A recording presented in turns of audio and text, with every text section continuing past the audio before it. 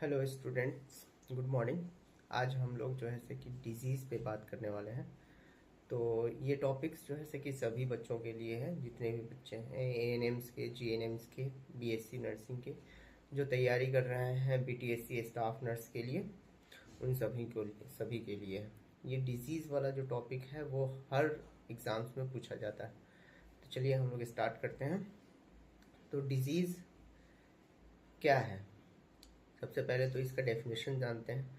तो डिजीज़, देखिए डिजीज़ में क्या होता है कि जब भी कोई भी व्यक्ति अपना फिजिकल एक्टिविटी नहीं कर पा रहा है या फिर मेंटली वो स्वस्थ नहीं है, उसी को हम लोग डिजीज़ कहते हैं। जैसे कि मान लिया जाए कि कोई भी व्यक्ति अगर वो अपना डेली रूटीन नहीं फॉलो कर पा रहा है, जो भी उसका डेली रूटीन है वो फॉलो नहीं कर पा रहा है, चाहे वो फिजिकल कंडीशन उसकी ख़राब है उसकी वजह से या फिर उसके मेंटल कंडीशन ख़राब है उसकी वजह से, तो उस इंसान को कहेंगे कि इसको कोई ना कोई डिजीज़ है। और इसके फिर अलग अलग टाइप्स होते हैं। अब आते हैं टाइप्स पे। तो अलग अलग टाइप्स के कितने होते हैं? 5 तरीके के होते हैं। सबसे पहले है कम्युनिकेबल डिजीज़, दूसरा है नॉन कम्युनिकेबल डिजीज़, उसके बाद में है एक्यूट डिजीज़, फिर क्रॉनिक डिजीज़, 5वें नंबर पे है जेनेटिक डिजीज़। सबसे पहला जो कम्युनिकेबल डिजीज़ है वो किस तरीके का होता है कि एक दूसरे से ये फैलने वाली बीमारी होती है। आप लोगों ने सुना होगा कि ये बीमारी फैलने वाली है, जैसे कि टीबी है, ये बीमारी फैलने वाली है, या फिर मलेरिया है, ये बीमारी फैलने वाली है। जो भी डिजीज़, जो भी बीमारी एक इंसान से दूसरे इंसान में फैल रही है, वो बीमारी क्या कहलाएगी? कम्युनिकेबल डिजीज़ के अंदर आएगी। उसके बाद में है नॉन कम्युनिकेबल डिजीज़।